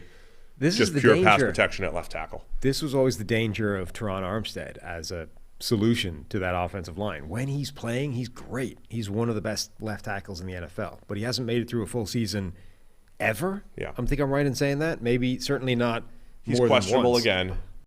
Yeah, I mean, when we talk free agency, when we get into free agency and we're like, this is a great move, getting Teron Armstead, I still haven't figured out how to properly weigh that. It's the guy that you know is good, but has a history of missing games. How much does that mean he's going to miss games going forward? And how much are, say, if he misses 4 games, how much is that worth? If he misses 8 games, how I much also is that wonder, worth? yeah, like how does that come into play during negotiations? Like, because at this point, if you're Teron Armstead's camp, you know, his representatives, you can't possibly sell the idea that, no, this will be the year he plays 16. Don't worry about it. He's not going to get hurt this year. Like, at this point, you have to budget in the idea that he will miss some time. We don't know how much. It might be a game. It might be 3 games. It might be 6 games. We've no idea. But he's going to miss some time. So when you're Miami trying to sign this guy and, you know, hand him his contract, there has to be some kind of cut off the top of that, surely, to say, I mean, look, let's all be honest in this room. We're not getting 17 games out of this guy. We're getting whatever. We're going to lose some unknown amount. But so it's like different than when you say sign Julio Jones. Like you sign Julio Jones, it's like, hey, we don't expect him to play the whole season, but we just kind of want him down the stretch. And if we have him down the stretch, well, he's our third receiver, or you know, so that's okay. When you're talking about a tackle, no team wants to deal with their backup tackle unless you have Cornelius Lucas. Particularly not Miami, who had a historically wretched offensive line a year ago that this guy is supposed to be fixing. I would break the bank for Cornelius Lucas, the swing tackle extraordinaire. You know, like there's only so many of those guys that you can actually trust in the NFL. You almost have to. It's like in fantasy when you have a handcuff. Like you have to have a Teron Armstead tackle handcuff that you're going to sign. That gets even more expensive. But anyway, my whole point is it's been really bad at left tackle the last couple weeks. Hopefully Armstead's back. He's questionable again. But the Steelers don't have the greatest pass rusher in the world, but they do have Cam Hayward. They do have Alex Highsmith, and they could take advantage of weaknesses if Miami has those. All that said, I'm taking Pittsburgh, because I would have taken Miami. Atlanta Falcons coming to town to face our hometown Cincinnati Bengals. Bengals favored by 6.5 here. Yikes. Against the feisty Falcons. That's a lot of points. Yeah. Against a team like the Falcons who have been feisty. They are. And can score. They're tied for first. Right. Tied for first in the NFC South at 3-3. I do feel, though, like this is another good spot for Joe Burrow and the passing attack to look good again. Like, as far as I can tell, that goes essentially how the offensive line goes. And if the line is going to get overwhelmed, they might be in trouble. If the line isn't going to get overwhelmed, they can fire like they did last year and look good. Atlanta's pass rush stinks. They don't have a pass rush, really. They're one of the worst in the NFL. They don't blitz a ton either. They're just not a threat as a pass rush. So if Burrow's only going to be under pressure 20% of the time again, they can look good. Now, Atlanta, they're another team like New Orleans who haven't faced Jamar Chase yet. You know? And my theory of that is anyone that sees Jamar Chase for the first time is going to get wrecked. But A.J. Terrell has. True. A.J. Terrell has seen all of Jamar Chase in the national title game. They're drilling again. Why there's construction going on in the building, no? For 3 straight years, actually, is the second part of that. Why are they still building our building? Yeah. I'm going to take a slightly different angle there. I agree with you on the pass rush. Terrell, by the way, is limited and is a question. And Casey Hayward's banged up, too. So that's an issue. But here's what I think. Last week I said, will the Saints play their cover 2, right? I'm going to oversimplify it. The Bengals still struggling against cover 2. They're making some adjustments. They peppered the ball to Tyler Boyd against two high safeties last week. But this week, the Falcons like to play a lot of cover 2. They like to play a lot of 2 high. That's what they do. Will they stay with that? I think they'll have to, especially with their cornerback issues. I think the Falcons are going to be able to keep it close. Okay. Because of all that. And they're going to potentially take Jamar Chase out of the game schematically, which means I'm going to take the Bengals because I normally would take the Falcons to keep it close. So I'm taking the Bengals, but I think the Falcons are equipped defensively to slow down this Bengals offense. They're going to play the style that could slow down this Bengals offense. The lack of pass rush from the Falcons, you're absolutely right. My guy Arnold Ebiketie did have his career game last week, but it was against Jalen Moore, playing left, mostly against Jalen Moore. The Niners' backup tackles. Jalen Moore, backup left tackle, might be a little different against Jonah Williams and Lyle Collins here this week. Yeah, I think the Bengals offense is going to have Jonah has been bad. Yeah, I think the Bengals offense will have a good game. The question becomes, can this Atlanta offense, which is just a nightmare to match up with for anybody, how do they do against the Cincinnati defense? It's looked very good, but hasn't really played any great offenses. They've they've looked impressive, but this is a legitimate test for any team this season. Isn't that what Atlanta's bringing to the table? It's not exactly like going up against Army or Navy in college. It's like going up against Baltimore. Like whatever they do, it's different from everybody else. Right. So it's just a challenge. Like you only get a week to prepare for these teams, and if you don't face them regularly, it's weird the first time you're going to see this Atlanta team because you're not used to matching up with a team that can deploy, Kyle Pitts and Drake London and Marcus Mariota all on the field at the same time and figure out how you match up with that with all your players that aren't those level of freak athlete. It's like, Baltimore runs a different offense to every other team in the NFL. So anytime you face Baltimore, it's weird because it's basically the first time you've seen it, or you're only going to see it once a year for most teams, twice a year for the teams in the division. It's just a unique challenge. That's why I would say Atlanta's going to keep it close, right? I mean, their style offensively, their style defensively screams close game to me. So I'm taking the Bengals to cover by a touchdown. I will take Atlanta to keep it closer than a touchdown. Don't use my reasoning. Don't use my reasoning. My reasoning is that I think Atlanta's offense is good, and I think Cincinnati's offense is good, and I think that the defenses will keep it close enough that it's a one-score game. Seeing points? A lot of points? Yeah. Chicago Bears at the New England Patriots. It's Monday Night Football. Patriots are favored by 8. How is this Monday Night Football? See what I'm saying? Like the Patriots would never be favored by 8 3 weeks ago. And now they are. In any game. And now they are. Bailey Zappi's, leading the team that scored 38 last week against the Browns. Patriots are finding their groove here. Sounds like Mac Jones is going to be cleared. Now, whether or not he plays, we still don't know, but we're assuming Mac Jones is going to play. Mm-hmm. Of course, according to Bill Belichick, the Bears are basically the best team in the NFL. Gotta love Bill. Midweek. Somebody, I don't know who tweeted it, but apparently Bill Belichick, when asked about the Bears, gave a 7-minute, 1,000-word reply on how good they are. Yeah, that waxed lyrical about how amazing Chicago is at the moment. Yeah, I mean, that's how it's always been. It's like you're going up against the 1-14 Dolphins. What do you know? Oh, they're just incredible. This is the 2-4. They execute in all phases. The 2-4 Chicago Bears that I think have the lowest team grade in the NFL at the moment. Bill thinks they're great. Yeah. Which to me means they're going to win by like 80. Oh yeah. I think I would take the Pats to cover the 8. So you can't. So I can't do it. Perfect. I cannot do it. The Bears. I mean, every week, as a Bears fan, we did have Robert Mays on here last week previewing Thursday Night Football. Bears won. Or Bears lost 12-7 last week. The hope is that you're just going to see Justin Fields' development every single week. Yeah, it doesn't feel like that's going to happen. All of Belichick defense. All of the stats, and you mentioned yesterday on the show, highest percentage of uncatchable passes, sack rate is through the roof. Just the bad stats are stacking up for Justin Fields. Now, yes, you have to add in context and how much is the supporting cast, and I think both things can be true, right? Supporting cast is rough, both outside at playmaker, inside on the offensive line. It's all bad. Yeah. But Fields is also at the bottom end of every single negative stat as well. Yeah. What are we doing with this right here? Fields. Other than like, hey, man, when he takes off to run, he can turn the game with his running ability. And you can't like just tap into that, but if he does tap into that's like the best chance the Bears have. It's a very weird dynamic where everything in the offense is bad.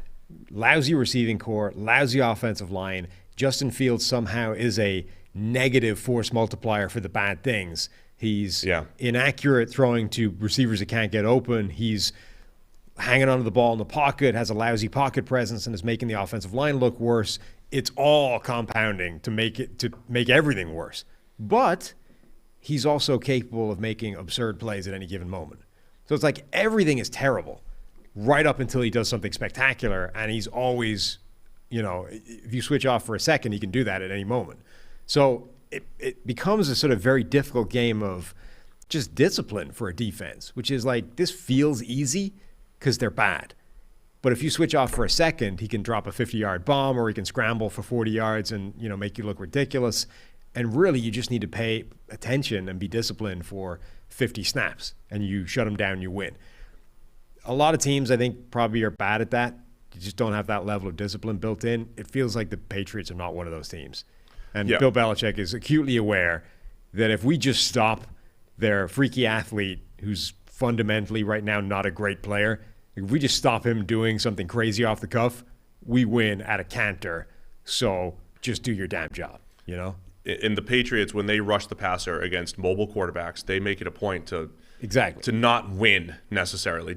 It's not about getting by the tackle. Lane it's about discipline. Compressing the pocket. Yes. We have not. It's a small sample size, but I was looking it up. 3.42 time to throw for Justin Fields. That's snap to release. It's a quarterback-driven stat, not a how long does the O-line give you. It's absolutely skewed by scrambles, right? But right now it's the highest number we've seen in the NFL since 2013, Terrell Pryor, when he was playing quarterback, by the way, back with the Oakland Raiders. Terrell Pryor and Michael Vick that year, 3.46 and 3.38, 6 games of Michael Vick. So it's the longest time to throw that we've seen in the NFL. And again, it's in part because there's not a whole lot of in-rhythm passes, and then there's a whole lot of scrambles. It's a lot of outside of structure plays, both good and bad. And I don't know what to do with that if you're the Bears. I do expect the Patriots to create, 5-man pressure schemes and just all these things that are going to confuse the offensive line, confuse the protection, all while trying to bottle up Justin Fields. If he can break contain and make some big plays, that's the Bears' best chance, I think. To me, they trudge along through this game. They keep it close. Fields hits Darnell Mooney on a big play or two. Yeah, it's their one of only those shot. deep crossers. Fields breaks a couple runs, and the Bears have a chance. Yeah, it really is their only chance. Like, they're entirely reliant on Justin Fields making something spectacular happen a couple of times in this game. We're just going to see if I can ask the building Slack channel what the hell this is. Go to the building Slack channel and say, stop the drilling, stop the oil, stop the drilling. Anybody remember that? What's that from? The other chance that the Bears have is Mac Jones just being pure rusty, or Bailey Zappi starting and turning into a rookie 4th rounder. Yeah, right? always like possible. if the quarterback play from New England is just poor, missing open throws or whatever it is, because I think the Patriots have a chance to run the ball pretty effectively here as well. The Bears don't have a great pass rush. The Patriots have been excellent in pass protection. They did a great job of scheming it up for Bailey Zappi and making life simple, giving him clean pockets. So New England just looks like they've got a better team here. So I would absolutely take the Patriots. So I'm going with the Bears to cover the 8. Yes, you are. Got to take the Bears here. I will stick with the Patriots covering the 8 because for all the reasons I just mentioned. God, I think that could get ugly. Detroit Lions at the Dallas Cowboys. Dallas is favored by 7. Lions coming off their bye week. So they haven't scored a point in 2 weeks. Last time we saw the Lions, they did get shut out by the Patriots, 29-0. They're still averaging 28 points per game, though, offensively for the Lions. But Dak should be back here this week. Is that right? Dak officially? should be back. Is he going to be rusty? It's almost hard to believe that he just seamlessly stepped back into his job. There was no, controversy, no real battle to win it back. The only people, look, the world is so big right now. It's big enough that you can find an opinion on anything, which means you can be outraged about anything. And I think if we go and do the research, even if somebody said, yeah, Cooper Rush should be taken over for Dak, was it anybody credible? Yes. Who credible? Who was saying this with credibility? Friend of the show. Unfriended. Current sort of media superstar right now. Darius Butler was bringing up that point. Oh, Darius was saying it? Darius was saying it. Yeah, well, we got to have a little talk with Darius. Okay. And he was bringing it up. It's hard to bench a guy that's undefeated. Now, he's now not undefeated, so you can bench him again. Oh, it's okay now. Yeah. You can bench him? That's me editorializing, but I believe he was making the point that Darius, is that new information that we were not privy to previously? Things were going well. He was undefeated. I don't know if you can sit him down. So Dak's coming back. Will he be rusty? He was rusty last year coming off his calf injury. True. He didn't really play the same after that calf injury at all, including, heading into this year where we didn't see much. The only games where he looked good was against Washington, who was terrible. And the Eagles, who rested all their starters. The Eagles backups. Yeah. Dak's stats where it felt year, like genuinely they only played him in that game to try and get him right because he hadn't been playing well. So we play him against the Eagles backups. He'll go off, and then, that'll fix it. His confidence will be back, and we'll get the real Dak again. And then, the playoffs didn't happen. But Like, it genuinely felt like they tried to get him right by giving him a game against the backups. Tom Brady has a quote, "No retirement in my future." People are saying he's going to walk away mid-season. I assume this is in response to him walking away mid-season. I saw somebody report that, which struck me as lunacy. No retirement in my future. Does that mean that, like, Ric Flair meme, "I will never retire"? Yeah, like ever. That's I'm it. never going to retire. You're going to have to retire me. I'm not retiring. Remember the old joke, like, when does Christian Hackenberg be as good as Tom Brady? Like, it's never going to happen. Yeah. Ever. I mean, how old is Hackenberg now? I mean, Hackenberg's probably in decline That's what I'm saying. Right now. We haven't mentioned him on the podcast in at least 6 Christian 8 months. Hackenberg's 27 years old now. Yeah, like so Hackenberg's in his prime. Yeah. Right now. But 3 or 4 more years, he'll be on the downslope. Yeah. Brady will still be going. Brady will still be zipping it around. Yeah. So what are you looking for in this Lions-Cowboys game? Cowboys by 7 here against the Lions team that has scored a ton of points until last week. Yeah. But given up more. Defense has been rough. The Dallas pass rush going up against this Detroit offensive line, which has been pretty good, but the interior has been dealing with injuries. The injuries on the interior have been a real problem when it comes to pass protection. Those players have still been pretty good as a run blocking group, but all of a sudden you're going up against one of the best pass rushes in the league in Dallas. Micah Parsons, even if he stays on the edge, is going to be an issue for either Taylor Decker or Penei Sewell. Like, he can beat anybody. Sewell, number 7 overall pick versus number 10, right, from last year. I mean, he's just good enough to cause even very good tackles problems. And then the interior players are the weak link, and Dallas can get after those as well. So if that offensive line can't hold up against the Dallas pass rush, it's hard to see how the Lions can – like, it feels like they'll have a game more like the last one than like the start of their season where they were putting up record numbers of points. Dallas's stunt percentage, 46%. Massive. The next closest team is 33%. So 13% more stunts than any other team in the league. So when you talk about Parsons, he's going to, technically he'll have some one-on-ones against the guards, right? Because they loop him around a little bit. So, yeah, I think that pass rush against Goff, that could be trouble for the Lions offense. Now, on the other side of the ball, Dak, before he got hurt, did not look good. It was a long time ago, week 1 against the Tampa Bay Bucs. Dak was off. The offense was off. It looked like it was going to be bad. Say what you want about Darius and all that stuff. The offense did look better with Cooper Rush off of that after that small sample size with Dak Prescott. But there's a bigger sample size of Dak Prescott being pretty good. So can he get this offense back on track? They've relied on the run game a lot more with Cooper Rush under center. Do they actually stick with that style? Because that has not been their style when Dak Prescott's been the quarterback under Mike McCarthy and Kellen Moore. But Tony Pollard and Zeke Elliott have been a pretty solid 1-2 punch here. I think they'll find a way to put some points on the board against the Lions. Zeke had his best game in a long time last week. If he plays like that, that's an important thing for them, aside from anything else, because they're not going to reduce his workload and give it to Tony Pollard where it's looked like it's belonged for the majority of the time. Feels like he feeds off of Tony Pollard playing well. And Zeke runs just a little bit harder. Like, he got in on that 14-yard run or whatever it was. It's like, man, I didn't think he had a shot. It was kind of like the Travis Kelce touchdown a couple weeks ago where it never should have been in the end zone. He just weaves through and wills it in there. Like, that was good. Like, if the Cowboys get that from Zeke for 15 carries a game, it could be a little bit better. But the pass game is going to be the big question, right? Getting Michael Gallup and keeping Noah Brown involved. And anyway, I like Dallas here, so I have to go Lions. Yeah, where Dak goes with the ball is going to be kind of interesting because, we questioned what the third receiver was going to look like heading into the season with Michael Gallup coming back from the injury with no third receiver sort of established after trading away Amari Cooper. CeeDee Lamb is the presumed number 1 guy. How is that going to pan out? Well, Michael Gallup's back now, and Noah Brown has been arguably the best receiver over the first bit of the season, but now you have a totally different quarterback, a guy that's not necessarily in tune with Noah Brown or has any real desire to throw him the ball versus other guys. Like, how does Dak now work with that dynamic of that trio?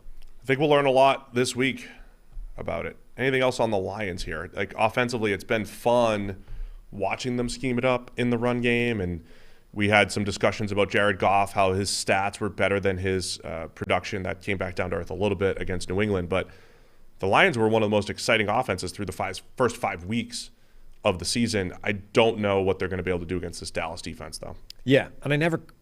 So as I said, I have got Detroit cover in the 7. I never quite understood why it was as productive as it was. That statistic you broke out earlier of the Titans scoring on 92%, or scoring a touchdown on 92% of their red zone possessions. Yep. Detroit was in the top 5 somewhere at like 70 something. So I think that's another like that. It's similar. Okay, the Lions had other successful plays and yards as well, but they've also been hyper successful in the red zone. Again, I think this feels like a buzzsaw to run into, this Dallas pass rush, what they can do on the back end. If Dak Prescott doesn't look terrible, they should win and win comfortably, but I think Detroit can keep it within a touchdown, maybe. I don't like this at all. Yeah, I don't like Detroit, so we're taking them. Lions covering. They're going to stay within 7 here. I'm also taking them. I just don't like the bet. Great. Tampa Bay Bucks at the Carolina Panthers. Bucks favored by 11 Upside in is, Carolina. the app doesn't either. The app thinks either way is an F. Yeah. Don't bet on this game. Just don't bet That's on what it. it's telling you. Don't bet on it. Used to have that wristband from the NCAA. Don't bet on it. Huh. They were telling us student athletes, don't you be gambling out there. Don't gamble. Don't take money from anybody. Don't pay Now for look it. at us. Yeah. Nice. I mean, I broke the rules back then. I told you I got a breakfast sandwich. Yeah. So I broke the rules then. I'm telling everybody to bet now. Didn't learn anything in college. No. NCAA. Tampa Bay Bucks at the Carolina Panthers. Bucks favored by 11. PJ Walker's back, starting once again. Yay. PJ Walker's average depth of target last week was 0.5. Yeah. He had 0 completions past the line of scrimmage. Yeah. Nothing. 0. It was miserable looking. I tweeted it out. The passing chart from Kendall Hinton completed 1 pass beyond the line of scrimmage. True. It was miserable. Literally, he only attempted 3 passes beyond the line of scrimmage. All 3 of them were incomplete. Everything else was basically a short pass behind the line of scrimmage. It was. I've seldom, if ever, seen a more depressing and rudimentary game plan than the one they brought out for PJ last week, which, remember, was being adjusted from a game plan that was already rudimentary and Mickey Mouse to start with. Like, this is a staggeringly depressing Panthers offense that if Christian McCaffrey isn't going to catch a screen and weave through 8 guys and score, is going to go nowhere. Well, Jacob Eason did get that freebie. Remember early in the year, Baker Mayfield would get like that free 60-yarder, late busted coverage or whatever it was. It was Jacob Eason swing pass to McCaffrey for about 65. So the Panthers always have one of those up their sleeve. Yeah, Jacob Eason, the guy whose name his receivers can barely remember. Was it him? It was him, that's right. It was Eason. Yeah. He was like, whether it's PJ, whether it's whether it's the tall guy with the arm. And it was, Eason. And then they had to come out with the PR response. The damage limitation was, he wasn't. It wasn't that he couldn't remember his name. He just was struggling to remember how to pronounce it. What do you make of the Bucks last week? What should have been a get-right game. Yeah. Just not getting right whatsoever. I think it was easy to make excuses for the Bucks for a few weeks, where it's like, all right, receiver injuries, blah, blah, blah. The offense looked better against the Falcons. They've got some red zone woes. That, red zone goes, that fluctuates. They'll figure it out. But last week was just bad overall. Against a depleted Pittsburgh secondary, you should be attacking down the field, chucking it around, and they're not. Whether it's the game plan, whether it's Brady feeling rushed, Goedeke not no trust against left guard there. I mean, whatever it is, the Bucs are not explosive offensively like they have been the last couple of years. No, and we talked about how Derek Brown was having a great year so far. Derek Brown going one-on-one with Luke Goedeke is a problematic matchup for Tampa Bay. Goedeke is a massive weak link on that offensive line right now. It's basically 4 guys that are doing fine, and Goedeke, although Shaq Mason is injured as well now, right? So that interior against Derek Brown in particular, I think is going to be a real challenge for them to scheme around, because that's what's causing them a lot of problems right now. And, as much as Carolina, they're a team in trouble, but the defense has got a lot of pieces that can cause issues. This could be a grind for Tampa Bay. J.C. Horn coming back yet? Where's Carolina's injury report here? J.C. Horn questionable. Limited participant with ribs injury. Dante Jackson also questionable. C.J. Henderson also questionable concussion protocol. So top 3 corners all questionable for Carolina. Not that that matters. We saw that the backups, shut down the Bucs last week. So Steelers backups. Todd Bowles calling guys out for Super Bowl highs and living off the Super Bowl from a couple years ago. I feel like the Bucs bring a better game to the table here than they did last week. Chewing out his offensive line on the sideline. He was not happy. He was upset. Yeah. Everybody's upset in Tampa Bay. It feels like we're creeping into you're doubting Tom Brady territory though, and they drop 40. Like they're due to drop 40 at any point here. And also that's one where there's a lot of players for whom I think that would be problematic. If they're ripping their own offensive line. It feels like Tom Brady at this point in his career just has enough credit in the bank that he can do whatever the hell he wants. You know? Tom Brady can go out here, eviscerate you in public, knowing that he's in the wrong, and it's still okay. But because he's Tom Brady. He's done that before. I know. Ripped his offensive line and guys turning around. But now things are going south, so it's a bigger problem to focus on. I'm just saying that I think Brady has the kind of credit in the bank where for the rest of his career he can do whatever the hell he likes, regardless of how in the wrong he is. And it's still okay. Nobody's going to turn on him within the building or anything. Friend of the show on Twitter, NFLosophy, remember? Mm-hmm. NFLosophy. I don't know if he's ever revealed his real name. He used to work for the Bucs, and he loves our show. Always talks up our show. But he's a Bucs fan. Used to work for the Bucs, roots for the Bucs, follows them pretty closely.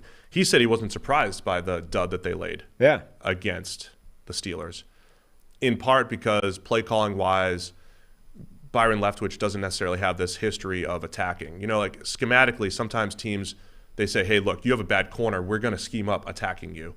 Other teams look at it and it's like, we're just going to run our offense and execute. And I do think I think there's some truth to that. Like the Bucs have to find that balance. And Mike Evans, without Gronk, without a tight end, it does seem like Mike Evans is the key that they need to get going. Godwin's going to get his catches. Mike Evans, though, when they scheme him up a little bit, so it's not just go win one-on-ones, which he can do, put him in the slot, have him running seams. They got to get him going, got to get Russell Gage going. I think this week they figure that all out. But it is interesting to think about maybe they're not a team that attacks weaknesses so much as they just run their offense. They got to get more aggressive, though, I think, if you're the Bucs, and figure out how this – they're going to go as far as their passing game takes them, much like the playoff run. So I think they'll do it this week. Shoot, so I think the Bucs are going to cover the 11. I have to take PJ? Yeah, you got to take PJ. I hate this. I have no confidence in this Tampa Bay offense firing. And the Panthers have lost their last 3 games, right, by at least 10 points. So it kind of makes sense. But I really hate this because I got to do the opposite. Well, you got to take Carolina to cover. I just don't like Tampa Bay. You're taking Tampa Bay and you still don't believe in it. I don't, but I'm taking it. All right, last game of the week, Houston Texans. By the way, if this does work, the opposite of what you think, you're gonna pick up 10 games on me because we're disagreeing. We are disagreeing on everything. Agreeing on basically everything. Dude, if I only win 2 this week again, it's like just quit. Just quit. I won't pick anymore the rest of the year. Houston Texans at the Las Vegas Raiders. Raiders favored by 7. When we do it next week and beyond, if you've had that kind of game, and it's like yours can just be the NFL Shield. You can just have the Rob Lowe pick, Yes. Every week. I'm just rooting for every the NFL. game. I'm just rooting for that is what I root for. I root for parity. I root for the NFL. I root for my model guys. Protect the Shield. You're just rooting for the Shield every week. I'm here for football. All right, what? Vegas, 7-point favorites against the Texans. See what I'm saying? There was no 7-point spreads back in week 3. And now every game. Reasonably certain there was. The 1-4 Raiders are favored by 7. Yeah. And it's probably right. The big question in this game is, did the Raiders actually fix anything against Kansas City, or was that just a random game that they showed up against the Chiefs, which they tend to do every now and again? Yeah. They do play – I don't want to say this, because they got smoked by the Chiefs last year. But you see that in division rivals sometimes, right? It's like you've got the Chiefs sitting atop, or the Patriots when they were sitting atop. You'd randomly get this good game from a lesser team. Remember a couple of years ago, they kind of did to the Chiefs what the Bills did to them this past week. Yep. They almost held back, rushing Mahomes, sort of baited him to bounce out of the pocket, and then had everybody collapse in on them the second that happened. So where the Bills did it with Matt Milano as the spy, the Raiders almost sort of did it with the entire front 7. They just sort of almost literally dared him to bounce it out of the pocket and bail on it, and then we were ready for the second he moved. Everybody would swamp in one direction or the other. They did a really good job. And then they went away from that, and just haven't hit that again. But they've shown those games where they can play the Chiefs as good as anybody. And the big thing this past time was like their offense actually started to cook a lot more than we've seen so far. So, I mean, my big question is, if you can do that against the Chiefs, you surely have to be able to do it against the Texans. Yeah, I mean, all my instinct is leaning toward the Raiders here. Because a couple things. I mean, I think they found their run game with Josh Jacobs. He ran all over the Broncos. He ran all over the Chiefs. He's running hard. And I do think the Raiders are finding their offensive identity, which is run and play action. And I don't know if they were just aggressive against the Chiefs because it was the Chiefs, but 1,000th time in a row, I'll keep saying Derek Carr throwing the ball down the field is a good thing. Devontae Adams making some big plays in that game against the Chiefs a couple weeks ago. Matt Collins emerging. There's a lot of potential, I think, for this Raiders offense. So I think they're starting to figure it out on that side at least. I just checked back in the archives. Week 3 didn't, in fact, have any 7-point spreads, but it did have a 6.5 and a 6. Thank you. And week 2 had a 9.5 and a 10 and another 10. So you're at a 7 and an 8.5 and a 10. But I specifically said week 3. You did. So you're technically correct, but morally you're full of shit. I'll take it. Okay. I will take it. I specifically said week 3. You didn't did have this. And technically that is correct. Just. Get a little Derek Stingley against Devontae Adams matchup here this week. Stingley hasn't had the same early success that Sauce Gardner has had with the Jets. No, but I still think he's looked good. Yeah. I think he's sort of a great example of just how fine the margins are at playing corner in the NFL. He's generally been in very sticky coverage for almost the entirety of his play, and yet sometimes it hasn't been enough. Yeah. And a guy has caught the ball anyway, or the pass has gotten in, or he's missed the tackle and the play's been bigger than it should have been. It's so hard. Like, being in the guy's hip pocket the entire way is kind of only half the gig, and you need to be able to stop the ball getting in or make a play on it when it arrives, and it's just, man, it's tough. So this feels like the kind of game where you can come away from it impressed by how Derek Stingley did against Devontae Adams whilst giving up a $110 and a touchdown, right. You know? Yeah, I hear you. He's overall, I'm still encouraged by where Stingley's going to go, but I think, if you're a Texans fan, you want to see him and his development and continue the feistiness on the defensive side of the ball. Desmond King's playing pretty well. Jerry Hughes rushing the passer pretty well. They need all those guys to play a good game here against the Raiders. Offensively, for the Texans, Davis Mills, another intriguing style.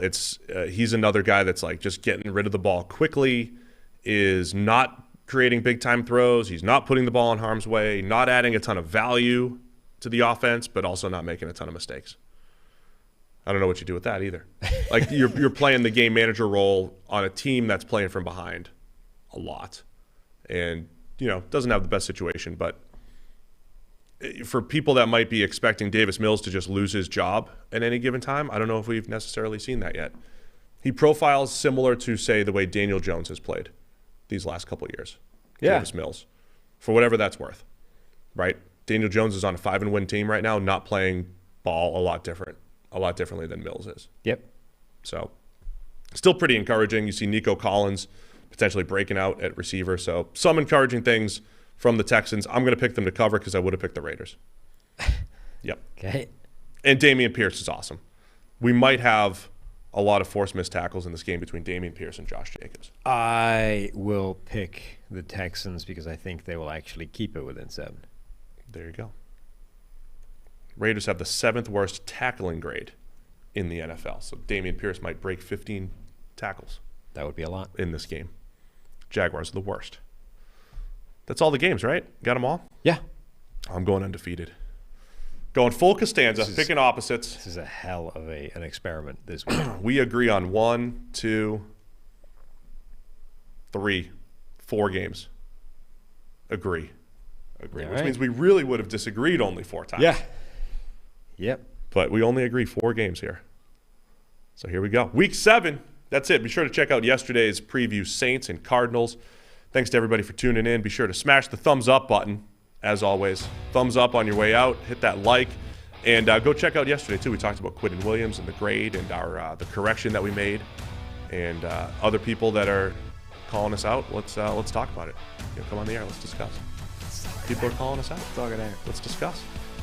It's a safe space here. Just Very talk. safe. Let's just talk. I called out Travis Kelce for his nonsense. He can come on over here and discuss. Sure. The stuff he's making up. Spreading lies. Can't just spread lies and get away with it, Travis. He probably can. Yeah. He's elusive. He's fast. He gets away with stuff. True. But if he wants to go, join the show and talk about the lie that he's spreading, we can do that. So anyway, I really appreciate everybody that listens to us and joins the podcast every week, 3 days a week. Under 2 hours here today. Yeah. We feel like we should drag it out for another 13 minutes. We could. All right, thanks to everybody for tuning in. We'll be back on Monday reviewing all of the Week 7 action. Enjoy the football, everybody.